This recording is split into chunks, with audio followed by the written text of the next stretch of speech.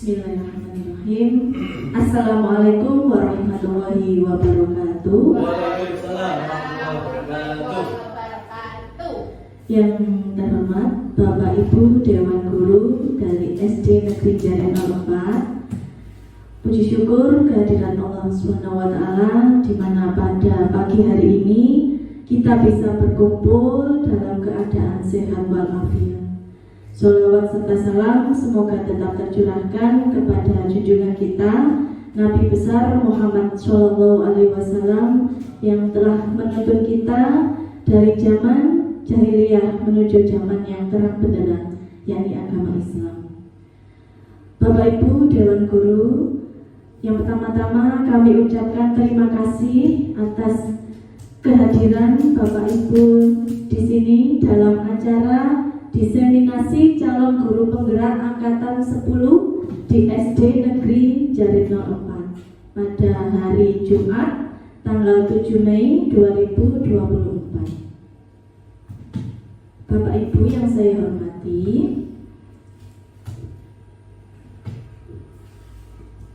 izinkan saya memperkenalkan yang pertama ada Ibu Fasilitator di sini, Ibu Setianingsih. Yang kedua ada Bapak Susbiantoro selaku pengajar praktik pendidikan guru penggerak angkatan 10 dan saya sendiri Matul Khairunisa calon guru penggerak angkatan 10.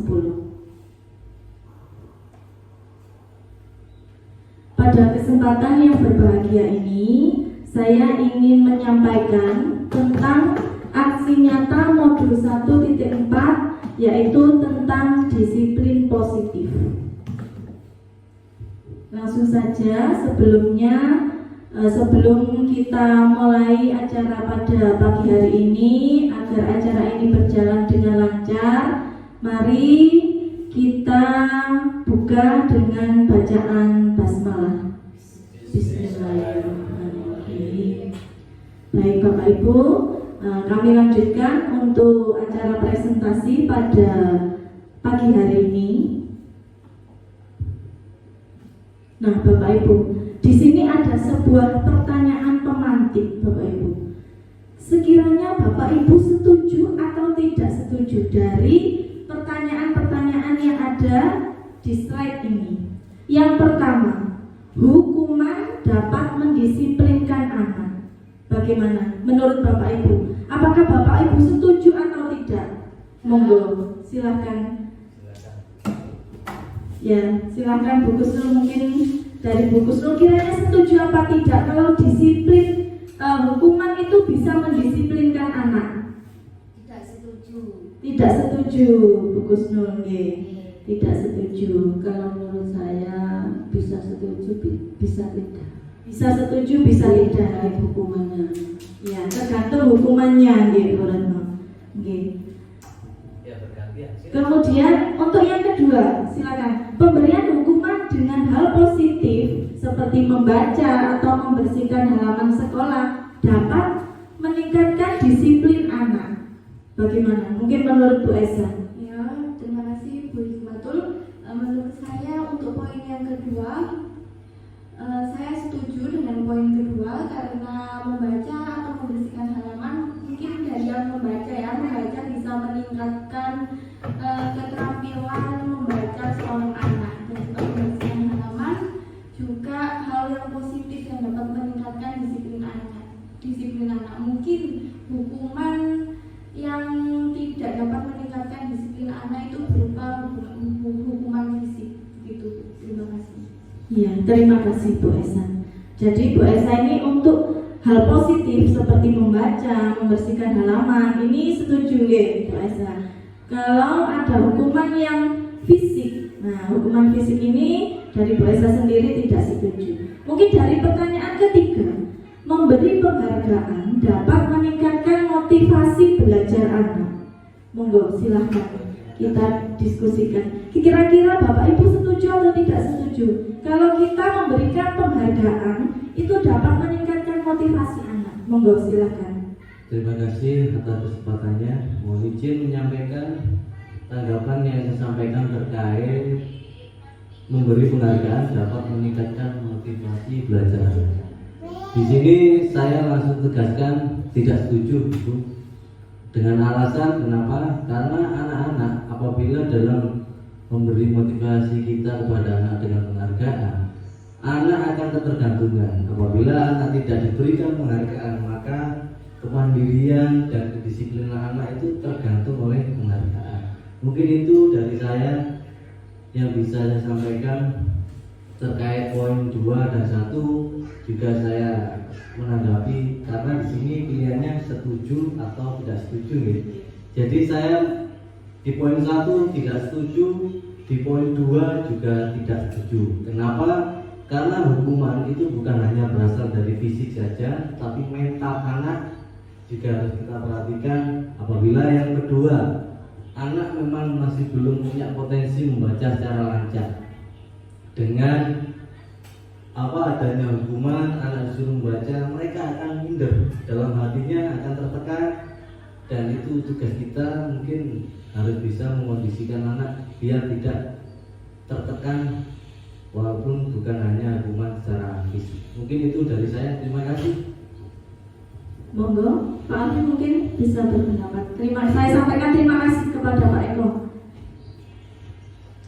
Kalau untuk semua poin ini 1, 2, 3 menurut saya itu bisa setuju dan tidak setuju.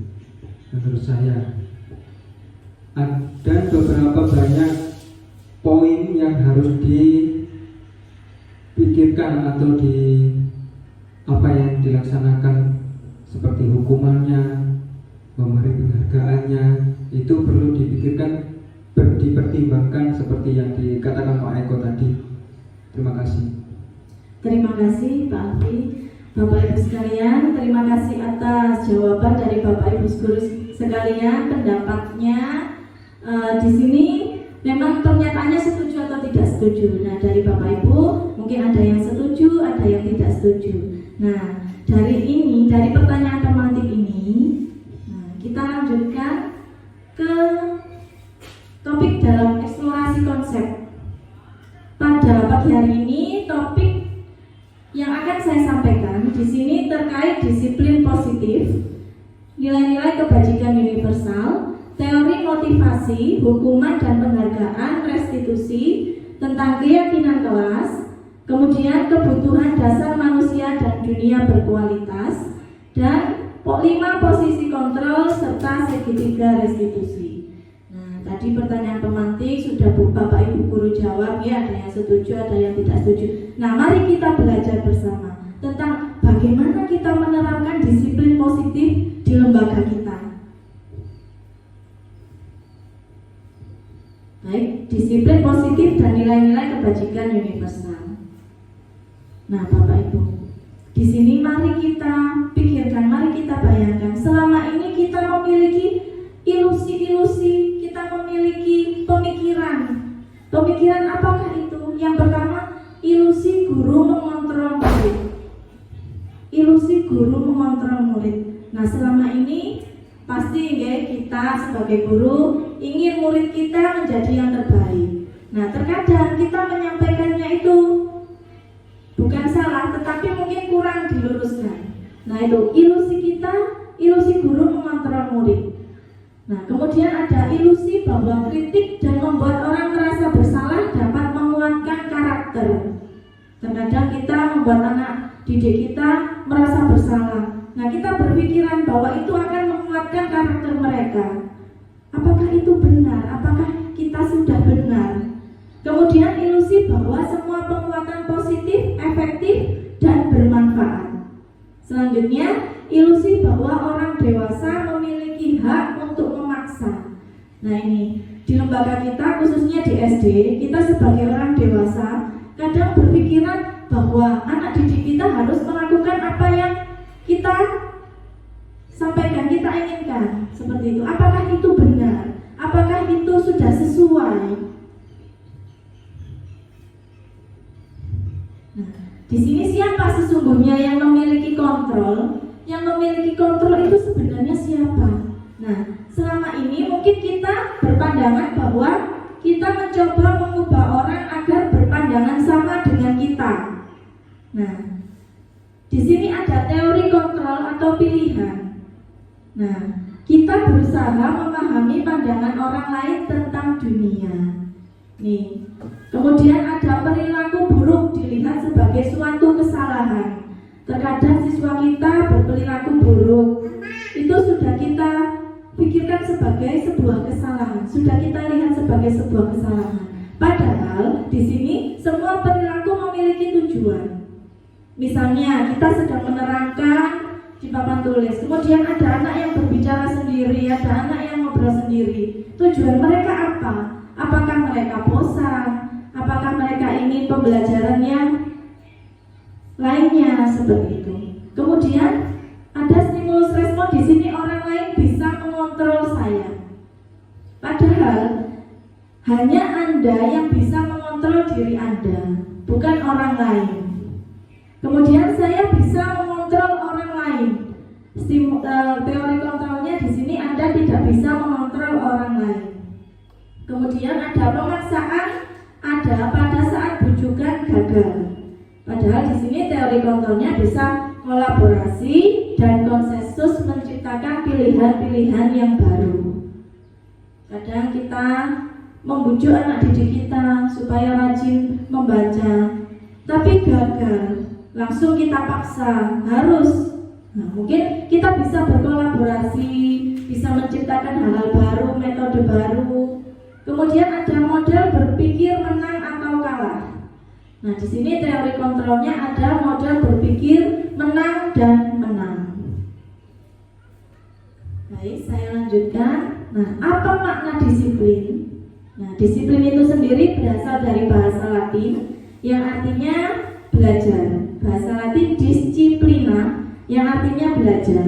Disiplin diri membuat orang menggali potensinya menuju sebuah tujuan apa yang dia hargai. Namun, dalam budaya kita di sini, makna disiplin telah berubah menjadi sesuatu yang dilakukan seseorang pada orang lain untuk mendapatkan kepatuhan.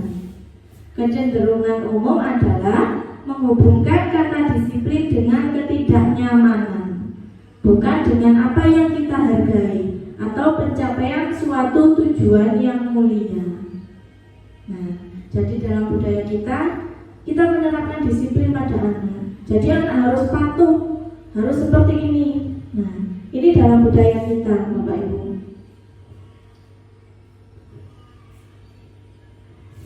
Kemudian di sini ada nilai-nilai kebajikan universal. Apa itu nilai-nilai kebajikan universal? Semua orang pasti memiliki nilai-nilai kebajikan universal dalam dirinya, yaitu sifat-sifat positif manusia yang merupakan tujuan mulia yang ingin dicapai setiap individu. Nilai-nilai tersebut bersifat universal dan lintas bahasa, suku bangsa, agama maupun latar belakang. Nah, Bapak Ibu, mungkin dari Bapak Ibu, murid dari Bapak Ibu peserta didik kita mempunyai nilai-nilai kebajikan. Mungkin bisa disampaikan nilai apa yang Bapak Ibu, yang murid jenengan punya. Nilai kebajikan apa? Nilai positif apa? Sifat-sifat positif apa yang peserta didik miliki? Monggo.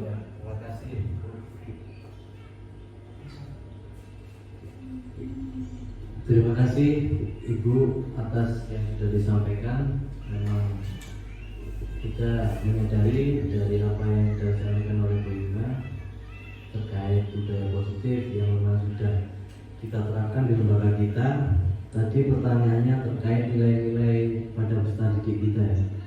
Mungkin nilai-nilai yang sudah ada pada peserta didik kita yang pertama saling menghargai itu. Karena murid-murid kita setiap harinya juga selalu mengadakan apel pagi dengan kondisi yang memang setiap hari kita laksanakan. Mungkin berimbasnya nilai-nilai positif dari anak-anak dengan adanya kegiatan apel pagi tadi. Mungkin itu, terima kasih. Terima kasih Pak Eko. Dari Pak Eko, sikap yang dimiliki anak-anak ini yang sudah ada dalam diri anak-anak saling menghargai. Begitu ya Pak Eko. Baik, saya lanjutkan dulu nih Bapak Ibu. Dengan mengaitkan nilai-nilai kebajikan menyayangi seseorang, maka motivasi intrinsiknya akan terbangun, sehingga menggerakkan motivasi dari dalam untuk dapat mencapai tujuan mulia yang diinginkan. Nah, ini terkait nilai-nilai kebajikan.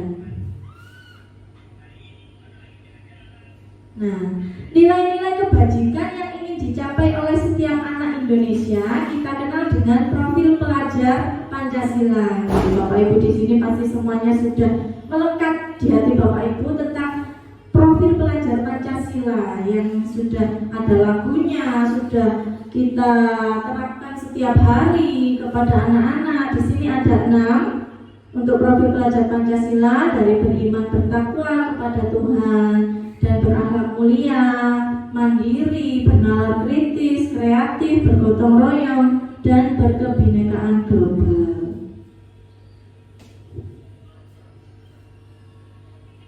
Nah, sekarang kita masuk ke teori motivasi perilaku manusia. Nah, teori motivasi ini ada 2, Bapak Ibu. Yang pertama yaitu motivasi eksternal. Eksternal ini berarti dari luar. Motivasi dari luar. Nah, biasanya anak-anak kita termotivasi dari luar itu karena menghindari ketidaknyamanan atau hukuman. Misalnya, ketika anak didik kita tidak memakai sepatu hitam misalnya. Dari kalau motivasi eksternal itu karena mereka takut akan hukuman atau tidak nyaman, berbeda sendiri dengan temannya ketika memakai sepatu putih, itu motivasi eksternal. Kemudian yang kedua, untuk mendapatkan imbalan dari orang lain. Nah, ini masuk ke dalam penghargaan tadi. Itu termasuk motivasi eksternal. Kemudian ada motivasi internal. Nah, motivasi internal ini yang tujuannya untuk disiplin positif, untuk menghargai diri sendiri. Misalnya, saya akan menjadi orang seperti apa apabila saya melakukannya. Nah, ini motivasi dari dalam diri, motivasi internal, kesadaran diri. Nah, Bapak Ibu, tadi Bapak Ibu sudah mengungkapkan pendapatnya, menyampaikan pendapatnya tentang penghargaan. Nah, dari jawaban Bapak Ibu tadi kurang setuju ya dengan adanya penghargaan. Benar sekali Bapak Ibu, penghargaan ini termasuk menghukum. Nah, dihukum oleh penghargaan. Pengaruhnya apa? Banyak sekali pengaruhnya Bapak Ibu. Ternyata kalau kita memberikan penghargaan kepada anak didik kita, itu pengaruhnya banyak sekali. Pengaruhnya apa? Pengaruh jangka panjang, pendek. Kemudian penghargaan juga menghukum. Penghargaan mengurangi ketepatan, penghargaan tidak efektif, penghargaan merusak hubungan, penghargaan menurunkan kualitas, penghargaan mematikan kreativitas, dan penghargaan mengurangi motivasi intrinsik. Ini pengaruhnya jika kita selalu memberikan penghargaan kepada anak didik kita. Nah, terus kemudian bagaimana cara kita menghargai pekerjaan anak didik kita jika penghargaan itu banyak pengaruhnya? Nah, kita bisa memberikan apresiasi dalam bentuk pengakuan. Nah, pengakuan ini dapat berupa pengakuan secara khusus, pengakuan secara pribadi, kemudian beri pengakuan kepada semua murid bergantian, kemudian beri pengakuan secara konsisten dan fokus kepada proses. Seperti itu Bapak Ibu. Jadi kita tidak anak didik kita melakukan ini kita babak noes, tidak. Jadi penghargaan ini dapat berupa apresiasi atau pengakuan. Nah, ini misalkan contoh pengakuan apresiasi kebajikan. Nah, misalnya pada situasi anak didik kita menolong murid baru di kelas.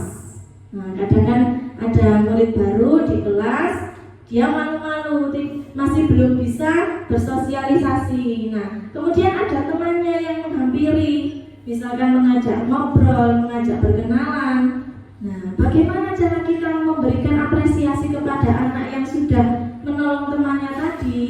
Nah, dengan cara memberikan kalimat seperti ini. Kemarin saya perhatikan rasa empatimu besar sekali. Nah, bisa seperti itu. Nah, rasa empati sudah masuk ke dalam nilai kebajikan. Nah, ini contoh dari situasi menolong murid baru. Kemudian ada lagi ketika contoh saat ada teman-teman yang membantu di tugas kelompok. Ada siswa kita yang membantu temannya saat mengerjakan kelompok. Nah, kita bisa memberikan apresiasi dengan mengungkapkan kalimat saya menghargai kepedulianmu. Nah, kepedulian ini sudah masuk ke nilai kebajikan. Nah, kemudian ada situasi pada saat ada siswa didik kita yang tiba-tiba memungut kertas berserakan di lantai. Nah, kita bisa mengungkapkan terima kasih, rasa tanggung jawabmu. Itu termasuk nilai kebajikan. Baik, dari nilai kebajikan ini mungkin Bapak Ibu ingin berpendapat atau mungkin ingin menyampaikan, ada yang ingin ditanyakan, mungkin ada yang ingin menyampaikan pendapatnya, monggo. Mungkin ada yang ingin berbagi pengalaman. Mungkin ada yang ingin berbagi pengalaman terkait situasi yang pernah Bapak Ibu alami di kelas Bapak Ibu. Kemudian Bapak Ibu bagaimana mengapresiasi anak itu?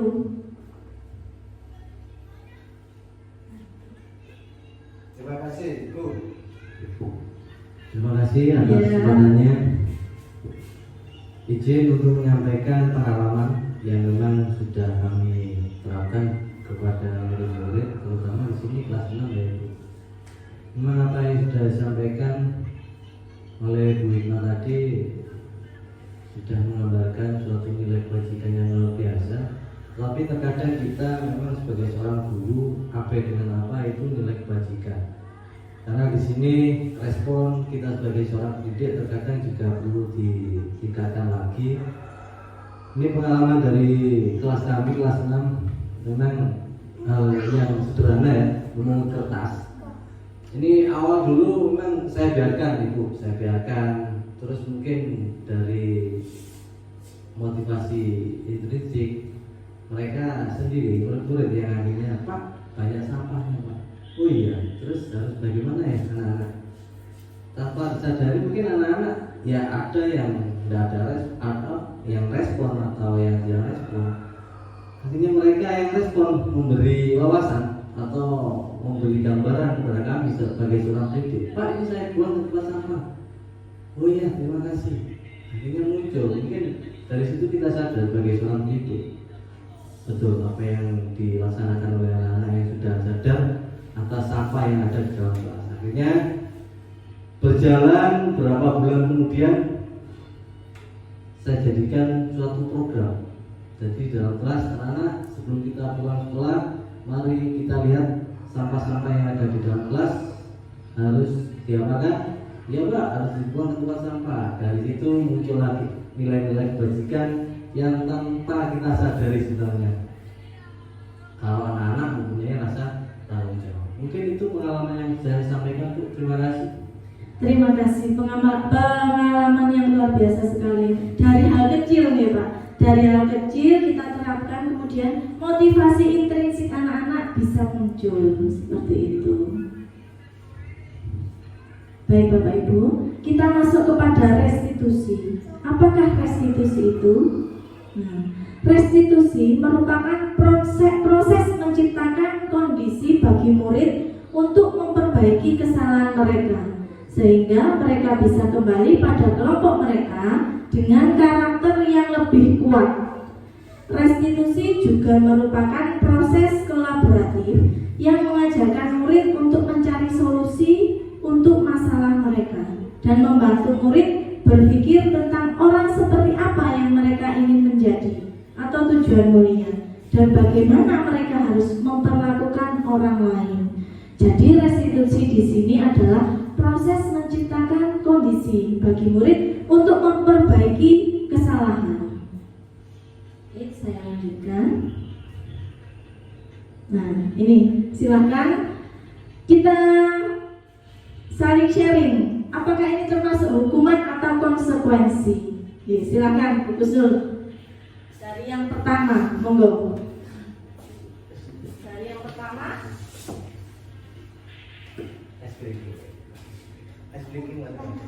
Baik, silakan. Itu hukuman atau konsekuensi? Silakan dibaca yang nomor 1. Itu termasuk hukuman atau konsekuensi? Konsekuensi. Nah, silakan dibaca betul. Oh, itu pertanyaan. Catat 100 kali di dalam buku kalimat saya tidak akan terlambat lagi karena terlambat ke sekolah. Termasuk hukuman apa konsekuensi menurut Bu Nur? Menurut saya itu termasuk konsekuensi. Termasuk konsekuensi. Nah, karena dia terlambat sekolah dan itu kan tidak hanya dicatat tetapi biar diingat juga kalau dia tidak akan terlambat lagi untuk keesokan harinya seperti itu. Terima kasih pendapatnya Bu Kusnul. Monggo Bu Retno. Tolong dibacakan. Ya, saya bacakan gitu. Untuk yang kedua, lari mengelilingi lapangan basket 2 kali karena terlambat hadir. Termasuk hukuman apakah konsekuensi menurut Bu Retno? Lari 2 kali Lari mengelilingi lapangan basket 2 kali karena terlambat. Karena terlambat. Menurut saya itu adalah hukuman. Karena Hukuman. dia terlambat sehingga melakukan lari 2 kali. Jadi disuruh lari gitu karena termasuk hukuman. Gitu. Terima kasih Bu Retno. Monggo Bu Esa dari pertanyaan ketiga. Ya, terima kasih Bu Hikmah atas kesempatannya. Menurut saya dari pernyataan yang ketiga yaitu murid diminta untuk push up 15 kali karena tidak menggunakan masker ke sekolah. Menurut saya itu adalah hukuman. Di mana saya mengambil keputusan itu termasuk hukuman karena dari kalimat murid diminta. Mungkin kalau konsekuensi kan ada kesepakatan antara semua siswa dan juga guru ya Bu. Jadi menurut saya untuk poin yang ketiga itu hukuman karena ada kalimat murid diminta. Terima kasih. Ya, terima kasih luar biasa sekali. Jadi dari pertanyaan ketiga ini termasuk hukuman gitu, begitu Bu Esa. Monggo untuk selanjutnya menggantikan kertas tugas teman yang telah dicoret-coret. Nah, ini termasuk konsekuensi atau hukuman? Terima kasih. Terkait tindakan guru menggantikan kertas tugas teman yang telah dicoret-coret, menurut saya ini konsekuensi. Karena apa? Karena apa yang dilakukan murid tersebut kepada temannya mencoret-coret buku, yang di situ memang konsekuensinya kalau sudah dicoret buku otomatis harus digantikan. Jadi itu konsekuensi menurut saya. Terima kasih. Baik, terima kasih Pak Eko atas jawabannya. Jadi menurut Pak Eko ini konsekuensi menggantikan kertas tugas teman. Kemudian selanjutnya membersihkan tumpahan air di meja tulis karena tersenggol. Monggo Pak Alfi, pendapatnya Pak Alfi. Pendapat saya membersihkan tumpahan air di meja tulis karena tersenggol pada saat belajar itu termasuk konsekuensi. Karena sudah jelas karena meja itu untuk nulis, terus ketika kena tumpahan air meja itu akan basah dan harus dibersihkan, itu konsekuensinya. Terima kasih. Terima kasih Pak Alfi. Menurut Pak Alfi itu konsekuensi ya. Jadi murid membersihkan tumpahan meja karena tersenggol. Kemudian yang selanjutnya, silakan monggo selanjutnya. Murid disuruh untuk tidak mengenakan sepatu seharian di sekolah karena tidak mengenakan sepatu hitam. Dan jadi muridnya disuruh nyeker seharian. Apakah itu hukuman atau konsekuensi? Monggo, hukuman. Hukuman. Ya, kemudian lari mengelilingi lapangan basket 2 kali karena terlambat 10 menit. Termasuk hukuman atau konsekuensi menurut Bapak Ibu? Monggo, Bu Kusnul. Nah, bingung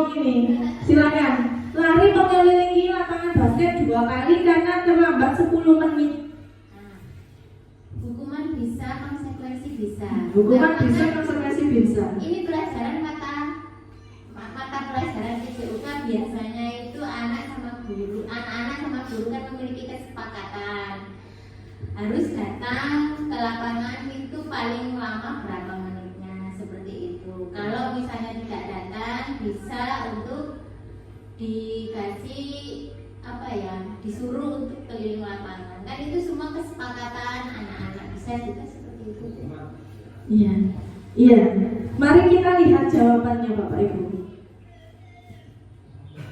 Nah, di sini yang pertama mencatat ini termasuk hukuman. Kemudian lari mengelilingi lapangan juga hukuman. Murid diminta push up, ini juga hukuman. Kemudian menggantikan kertas tugas, ya konsekuensi ya Bapak Ibu. Kemudian membersihkan tumpahan juga konsekuensi. Dan murid disuruh untuk tidak mengenakan sepatu hitam seharian, tidak menggunakan sepatu, ini termasuk hukuman. Dan lari mengelilingi lapangan termasuk konsekuensi, ya betul sekali ya. Mungkin sudah kesepakatan jika pelajaran PJUK terlambat maka akan lari mengelilingi lapangan basket. Nah, di sini ada ciri-ciri restitusi. Restitusi tadi apa, Bapak Ibu? Proses untuk mengembalikan siswa dari kesalahannya, ya, proses berpikir siswa kesalahannya tadi. Nah, ciri-cirinya apa? Ciri-cirinya di sini ada berapa? 9, ya, ciri-cirinya ada 9. Sudah mulai mengantri nih rupanya. Siapa yang dulu? Ya. Oke, yang pertama bukan untuk menebus kesalahan, namun untuk belajar dari kesalahan. Belajar dari kesalahan agar tidak jatuh ke lubang yang sama. Nah, itu. Kemudian untuk memperbaiki hubungan. Hubungan dengan siapa? Hubungan dengan orang lain. Kemudian tawaran, bukan paksaan. Nah, kita menawarkan kepada anak didik kita, bukan paksaan. Kemudian ada restitusi, menuntut untuk melihat ke dalam diri, untuk introspeksi diri. Kemudian restitusi mencari kebutuhan dasar yang mendasari tindakan. Nah, kebutuhan dasar ini apa? Nah, nanti kita belajar tentang kebutuhan dasar. Kalau kebutuhan dasarnya Bapak Ibu mungkin butuh biar tidak kantuk. Iya. Butuh money. Butuh uang, kebutuhan dasar itu ya, dasar sekali, pokok sekali. Kemudian ada restitusi diri adalah cara yang paling baik. Restitusi fokus pada karakter, bukan tindakan. Kemudian restitusi fokus pada solusi. Dan restitusi mengembalikan murid yang berbuat salah kepada kelompoknya agar dia tidak malu. Nah, ini identitas sukses. Ya, ada hukuman, konsekuensi, dan restitusi. Ternyata ada 3, Bapak Ibu. Identitas gagal di sini sesuatu yang menyakitkan. Menyakitkan tidak hanya fisik, tetapi juga mental. Ya, mental. Kemudian tidak nyaman untuk jangka panjang. Murid malu, ingin sekolah malu. Ini termasuk hukuman. Nah, di sini ada konsekuensi, sesuatu yang harus terjadi. Berarti memang itu sudah harus terjadi, sudah kesepakatan. Nah, di sini restitusi merupakan pilihan, sebuah pilihan. Nah, ini di sini kita bisa melihat, di sini ada negatif, netral, dan positif. Nah, sekarang kita belajar bagaimana kita mendisiplinkan anak tanpa ada nilai negatifnya. Kita ambil positifnya. Nah, misalkan di sini korban mendapatkan keadilan. Kalau konsekuensi korban bisa diabaikan, restitusi korban mendapatkan ganti. Kemudian murid atau anak akan tersakiti jika mendapat hukuman. Ketika mendapat konsekuensi, murid atau anak dibuat tidak nyaman. Dan restitusi, murid atau anak mendapatkan penguatan. Kemudian ada hukuman perilaku pasif agresif meningkat, dan konsekuensinya penguatan hanya bertahan dalam jangka waktu pendek. Sementara restitusi masalah akan terpecahkan. Nah, ini restitusi. Kemudian di sini juga banyak sekali ya Bapak Ibu, ada sistem tidak berjalan bila murid takut. Kalau murid kita takut akan hukuman, jadi sistemnya tidak akan berjalan. Nah, kalau konsekuensi memerlukan monitoring dan supervisi terus-menerus dari guru. Kemudian jika restitusi, murid belajar bertanggung jawab untuk perilakunya. Menurut Bapak Ibu, dari hukuman, konsekuensi dan restitusi, mana yang paling tepat?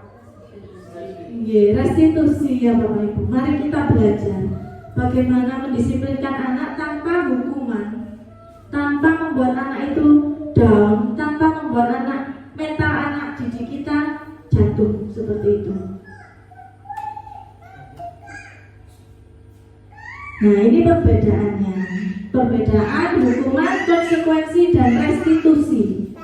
Nah, jika kita menemui murid kita yang terlambat ke sekolah, nah biasanya kita langsung, apa yang telat? Biasanya seperti itu.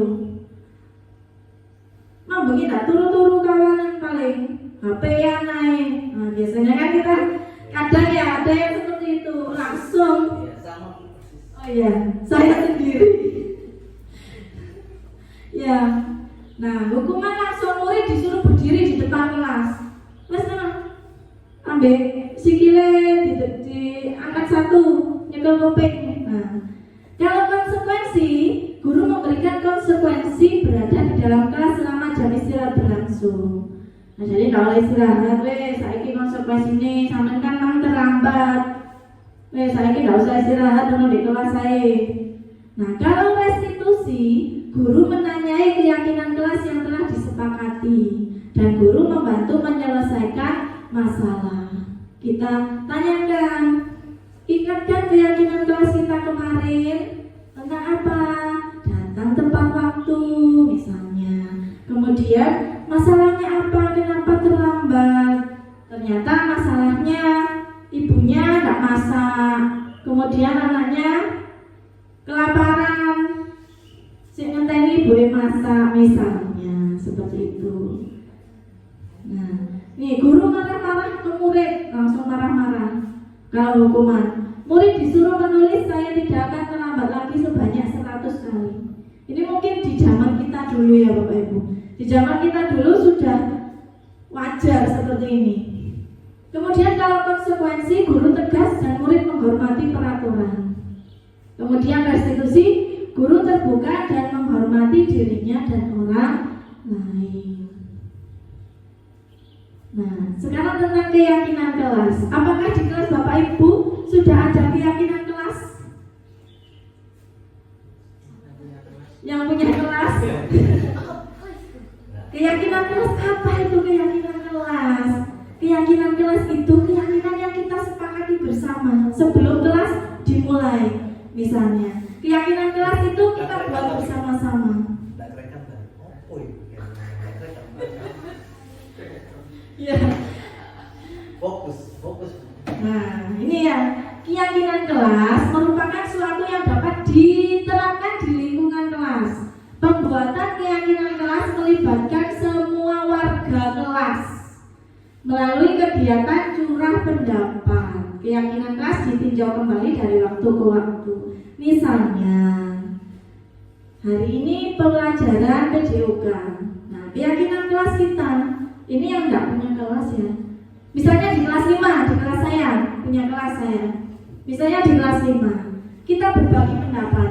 Ayo anak-anak, kita membuat keyakinan kelas. Agar tujuannya apa kita sampaikan membuat keyakinan kelas itu? Agar apa? Opo cekne muridnya anteng, cekne muridnya bagaimana?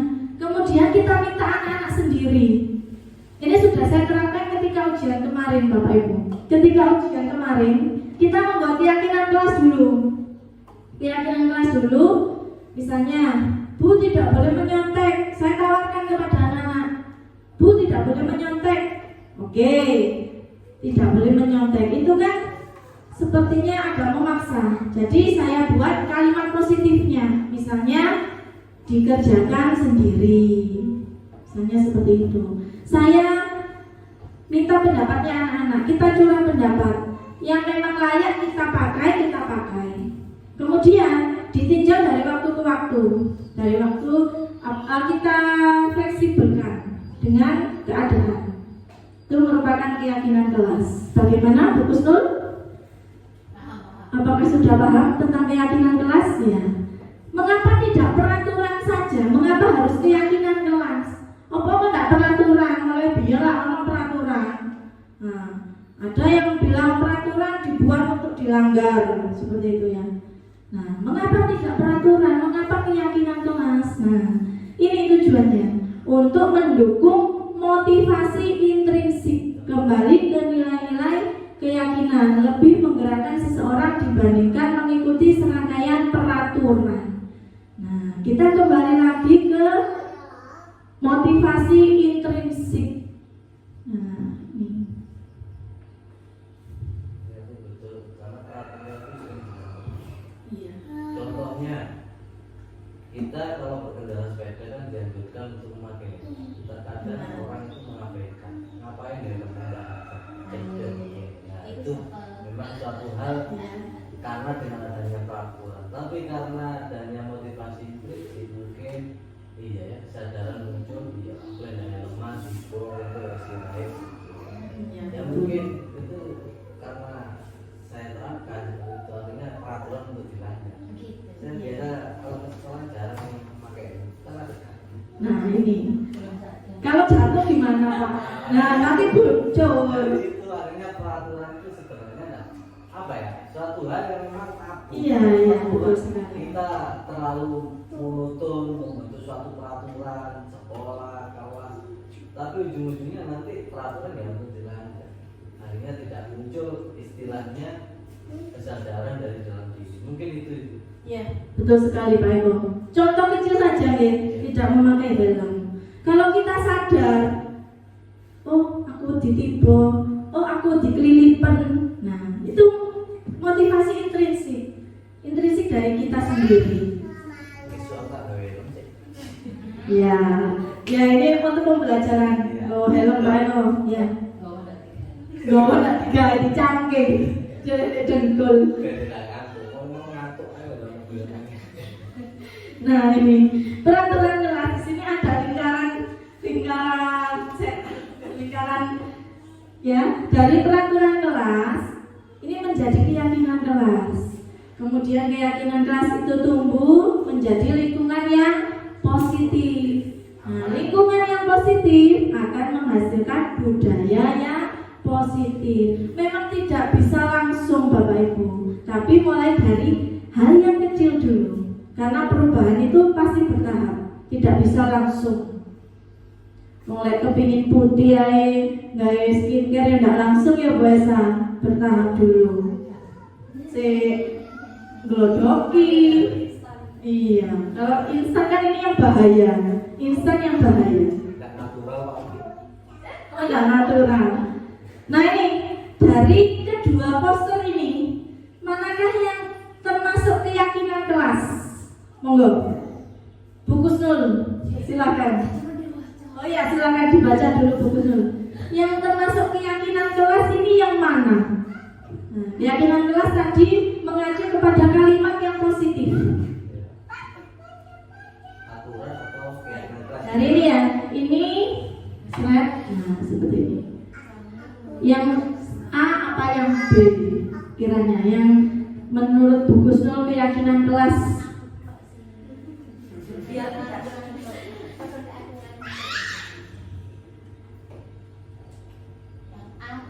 Ya, yang menurut Bu Kusnul yang merupakan keyakinan kelas yang ini apa yang ini? Yang B katanya, yang B. Kami guru dan murid yang saling menyayangi, kami murid yang semangat belajar, kami murid yang peduli dengan teman-teman. Nah, ya. Bagaimana Bapak Ibu? Mungkin ada pendapat yang lain? Mungkin ada yang pendapat yang lain, puasa?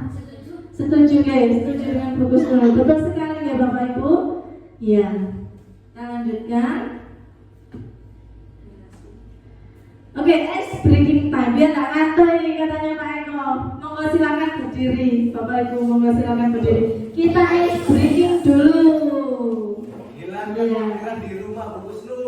Ayo. Ayo, ice breakingnya kita joget-joget tangan diputar.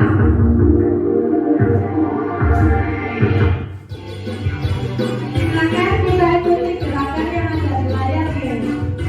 Biar tidak ngantuk, peregangan dulu. Tangan diputar-putar, bertepuk tangan. Tangan diputar-putar, pegang gaul. Peregangan ya, gaulnya biar tidak kaku. Digoyang-goyang, digoyang-goyang, digoyang-goyang. Tangan diputar-putar, bertepuk tangan. Tangan diputar-putar, peganglah kamu.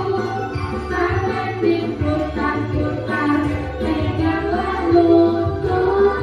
Digoyang-goyang, digoyang-goyang, digoyang-goyang. Diputar-putar, diputar ke atas. Diputar-putar, diputar ke bawah. Diputar-putar, diputar ke kanan. Diputar-putar, diputar ke kiri. Iya, tepuk tangan dulu Bapak Ibu sekalian. Terima kasih. Bagaimana sudah tidak ngantuk? Iya, semangat ya setelah digoyang-goyang ini ya. Buku tuh asik belum? Iya, Bapak Ibu karena ya saya kan kebutuhan dasar manusia kata Pak Eko tadi, kebutuhan dasar manusia ini adalah duit.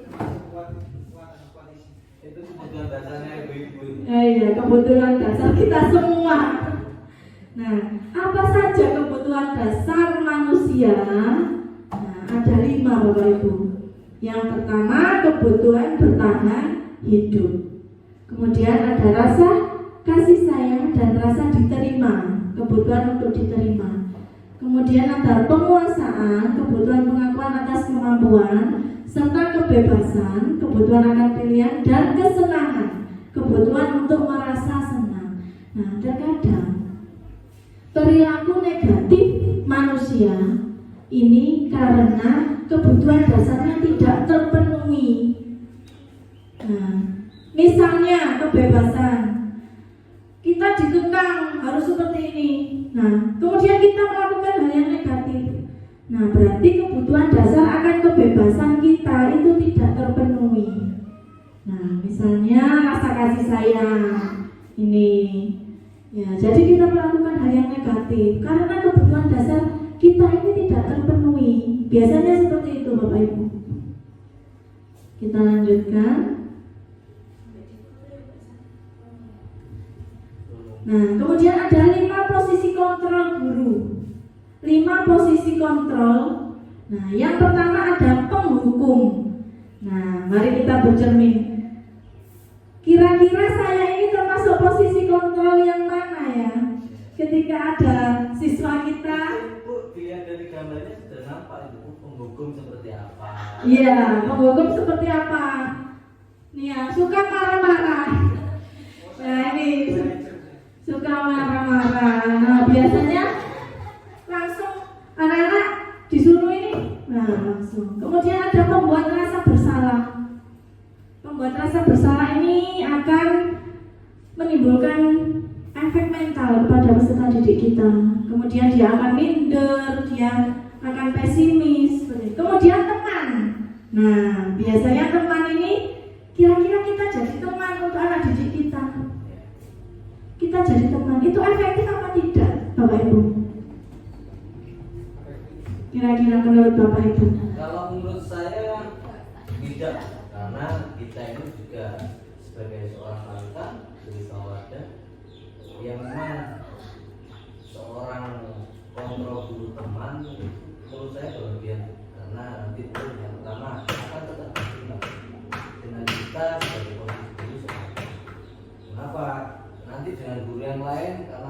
dia tidak nyaman dengan temannya, rasa kepedulian kepada guru yang lain berkurang. Mungkin itu alasan. Iya, nanti akan tergantung begitu ya Pak Eko ya, ketergantungan. Nanti didik Mau kita. naik kelas, akhirnya saya ikut sama ibu guru ini. Nah, ya betul. Iya, terlalu dekat dengan anak Iya. didik juga tidak Saya baik. biasanya ya di sana saya dengan Pak Afi aja sebagai guru agama, yang lain tidak mau, akhirnya diajak agama saja. Kan gitu bisa berimbas ke anak-anak juga. Bukan Iya, gitu? betul Mungkin sekali. Itu yang bisa saya sampaikan. Iya. Iya, terima kasih Pak Eko. Nah, sebagai teman juga tidak efektif ya Bapak Ibu. Karena nanti anak bisa ketergantungan. Kepingin ambil bu guru itu dong, nanti bu guru yang lainnya tidak dihiraukan, bisa tidak dihargai, nah seperti itu. Kemudian sebagai pemantau, memantau, iya. Nah, Arek ceblok bapak wis. iya. Oh, arek itu anu dipantau toh. Nah, kemudian ada posisi manajer. Nah, posisi manajer ini posisi yang ideal sekali Bapak Ibu. Nah, di sini guru diharapkan bisa berperan sebagai manajer, di mana guru berbuat sesuatu bersama dengan murid, mempersilahkan murid mempertanggungjawabkan perilakunya, mendukung murid agar dapat menemukan solusi atas permasalahannya sendiri. Mungkin sebelum lanjut ada yang saya tanyakan pada pertanyaan. Ya, Pak Eko monggo. Mungkin untuk anak-anak kelas tinggi bisa kita laksanakan kegiatan pengontrolan sebagai seorang manajer, posisi kontrol kita. Tetapi yang ingin saya tanyakan untuk murid kelas rendah, contohnya kelas 1, 2, 3, memang kan masih butuh arahan dan butuh tuntunan dari kita sebagai seorang guru. Mungkin ada gambaran untuk posisi kontrol kita sebagai manajer di kelas rendah. Mungkin itu yang pertanyaan dari saya. Iya, terima kasih Pak Eko atas pertanyaannya. Memang ya Bapak Ibu, murid di kelas rendah ini seperti masih kecil-kecil gitu ya Pak Eko ya. Gimana kalau kita suruh mikir, membuat keyakinan, membuat ini sendiri. Nah, dari Bapak Ibu, dari kelas rendah mungkin pendapatnya bagaimana kita memposisikan diri kita sebagai manajer ketika kita berada di posisi di kelas rendah. Bapak Ibu guru kelas rendah, monggo kita berbagi pendapat. Karena Pak Eko ini di kelas tinggi terus ya Pak Eko ya. Iya, saya juga. Ini mungkin dari Bapak Ibu kelas rendah bisa berbagi pengalaman sebelum saya tambahkan nanti. Ya, terima kasih ya Bu Hikmah atas waktunya. Mungkin saya berbagi pengalaman dengan kelas saya sendiri, yaitu di mana kelas 2. Di saat kita ingin membuat keyakinan, saya memberi pematih dulu kepada anak-anak. Sebelum memulai pelajaran misal, sebelum memulai pelajaran pada hari ini, jika ada yang rame nih, kalian nyaman atau tidak? Anak-anak menjawab tidak Bu. Jika tidak nyaman, sebaiknya yang ramai ini bagaimana? Inginnya anak-anak yang ramai ini diapain gitu? Karena kalau dengan kalimat positif pun mungkin mereka akan bingung ya, akan bingung untuk berpendapat. Nah, kadang anak-anak ada yang menjawab, "Anu Bu, yang ramai disuruh piket 3 hari." Yang lain bagaimana, setuju atau tidak? Setuju Bu. Jadi dimana kalau mungkin di kelas rendah itu saya sebagai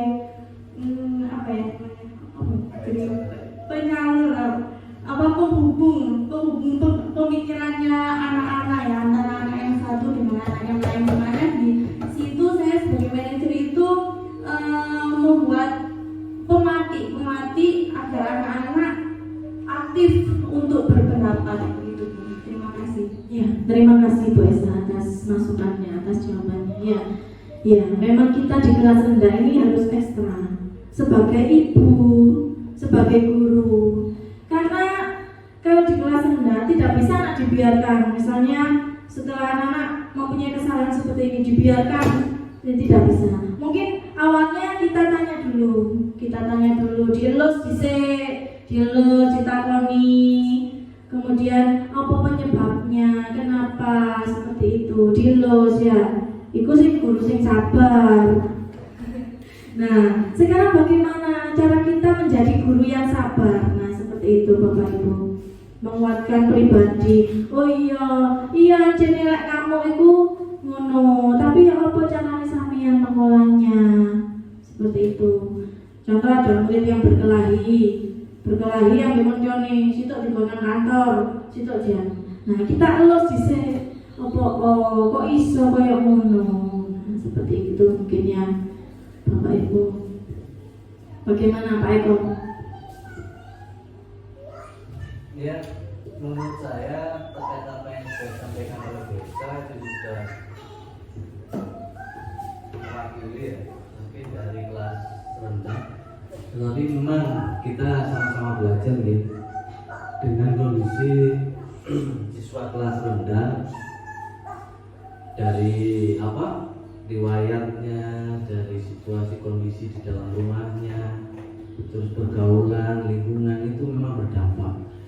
Memang kita sebagai seorang pendidik harus tahu, ya mengidentifikasi lah keseharian anak-anak seperti apa, terus kebiasaan di rumahnya bagaimana dengan orang tuanya. Memang itu menjadi prioritas kita sebagai seorang pendidik.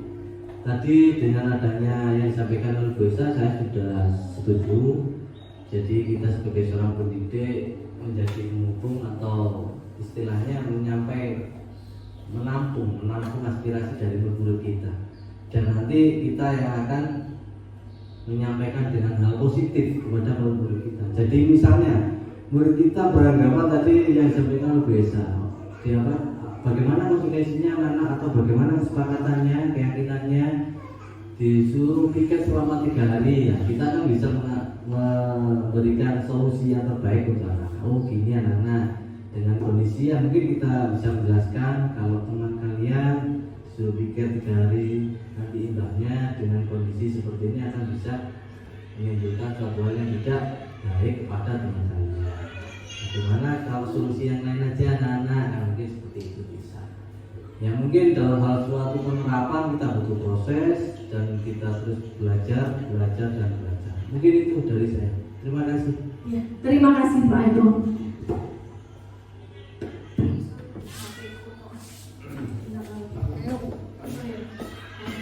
Ya apa terus? Baterai habis. Ya bagi mati gak apa-apa. Ya Bapak Ibu, kita ke materi selanjutnya ya, tentang segitiga restitusi. Nah, segitiga restitusi ini cara kita bagaimana menjadi seorang manajer. Katanya Pak Alfi tadi, wah aku manajer. Nah, ya bagaimana cara kita menjadi manajer? Nah, yang pertama di sini ada menstabilkan identitas. Nah, menstabilkan identitas ini untuk membuat anak yang merasa gagal karena berbuat salah menjadi positif terhadap dirinya. Anak-anak yang down, anak-anak yang mentalnya kita berikan penguatan positif. Kemudian contohnya guru bisa berkata berbuat salah itu hal yang manusiawi, tidak ada manusia yang tidak berbuat salah. Nah ini contoh menstabilkan identitas. Tidak ada manusia yang sempurna. Kita pasti bisa menyelesaikan permasalahan ini. Kemudian Bapak Ibu guru tidak tertarik untuk mencari tahu siapa yang benar dan siapa yang salah. Misalnya ada siswa didik kita yang berkelahi misalnya.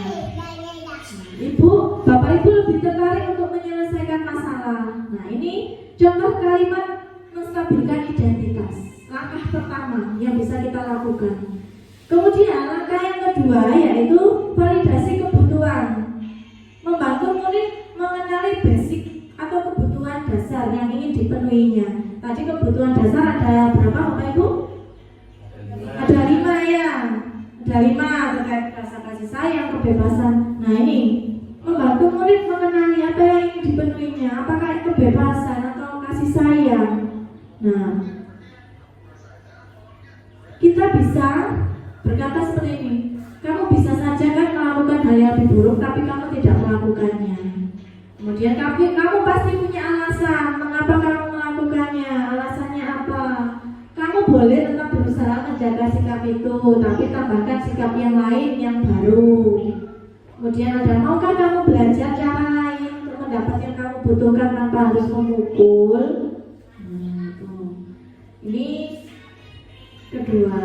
Kemudian yang selanjutnya yaitu menanyakan keyakinan.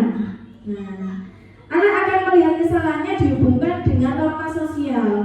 Setelah kita membuat keyakinan, kita bisa menanyakan apa nilai yang kita percaya di kelas atau di sekolah kita, keyakinan kita apa, nilai-nilai universal yang telah kita sepakati apa, kelas yang ideal itu seperti apa yang kamu rasakan. Nah, seperti yang tadi disampaikan Bu Esa ya, kalau kelas kita berisik nyaman apa tidak, mungkin seperti itu contohnya. Seperti itu Bapak Ibu. Nah, kemudian kita juga bisa mengintervensi. Intervensi ini apa? Intervensi ini membantu murid kembali ke tujuan semula dengan cukup singkat, dengan cara non-konfrontatif. Pertanyaan-pertanyaan yang diajukan biasanya dikemukakan oleh seorang pemantau dan manajer. Nah, misalnya ditanyakan seperti ini, apakah kamu ingin berbuat lebih baik lagi? Misalnya seperti itu. Apakah kamu ini sedang menjadi orang yang sedang kamu inginkan? Dan banyak pertanyaan lain. Nah, kapan kamu siap untuk mulai? Seperti itu, Bapak Ibu. Banyak sekali ya pertanyaan intervensi yang bisa kita tanyakan ke siswa kita. Nah, demikian presentasi yang bisa saya sampaikan terkait disiplin positif. Nah, dari pemaparan yang sudah saya sampaikan, mungkin dari Bapak Ibu punya saran, punya pertanyaan, punya pendapat, monggo disampaikan. Iya, satu saja pertanyaan Pak Ibu. Monggo, silakan dari mungkin Bu Musnul, Bu Retno. Oh ya, dari Pak Eko, monggo Pak Eko. Terima kasih. Pertanyaan dari saya memang dalam penerapan segitiga restitusi yang sudah disampaikan tadi, bagaimana dalam hal penerapan tersebut supaya penerapan segitiga restitusi ini bisa diterima oleh Bapak dan Ibu guru yang lain dan semuanya bisa menerapkan dengan konsisten. Ini pertanyaan saya itu. Terima kasih. Ya, terima kasih Pak Eko. Pertanyaan yang sederhana tapi abot nih Pak Eko. Karena ini kembali lagi ke motivasi intrinsik dari dalam diri kita sendiri. Nah, dari karakter kita sendiri. Tapi bagaimana cara kita? Mari kita berkolaborasi, kita bersama-sama memajukan lembaga kita dengan cara-cara yang lebih positif seperti itu. Memang itu hal yang berat memang. Kita tidak bisa mengontrol orang lain, tidak bisa. Tapi dari orang lain sendiri. Mungkin bisa kita coba dari diri kita sendiri. Kita memberikan contoh, memberikan contoh ya, seperti tadi contoh menyikapi siswa didik kita dalam penerapan disiplin positif ini. Karena memang pada dasarnya motivasi yang paling utama memang dari dalam diri kita sendiri. Nah, mungkin kita sebagai guru kita berikan contoh kecil saja seperti itu Pak Eko. Siap, terima kasih. Ya, sama-sama Pak Eko. Mungkin sudah cukup ya Bapak Ibu yang bisa saya sampaikan pada siang hari ini. Saya ucapkan terima kasih atas waktu yang sudah Bapak Ibu berikan di sini. Dan kesimpulan pada siang hari ini dari disiplin positif ini, mari kita mulai dari hal yang kecil, dari hal yang dari dalam diri kita sendiri, motivasi dalam diri kita sendiri. Mari kita sedikit demi sedikit mengubah cara pandang kita untuk mendisiplinkan peserta didik kita. Seperti itu Bapak Ibu. Baik, saya mohon maaf apabila ada kesalahan baik yang disengaja maupun tidak sengaja. Saya akhiri presentasi pada siang hari ini. Wassalamualaikum warahmatullahi wabarakatuh. Waalaikumsalam.